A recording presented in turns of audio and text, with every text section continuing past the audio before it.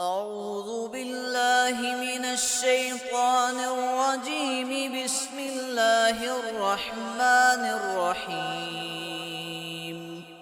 إذا زلزلت الأرض زلزالها وأخرجت الأرض أثقالها وقال الإنسان ما لها يومئذ تحدث أخبارها بأن ربك أوحى لها يومئذ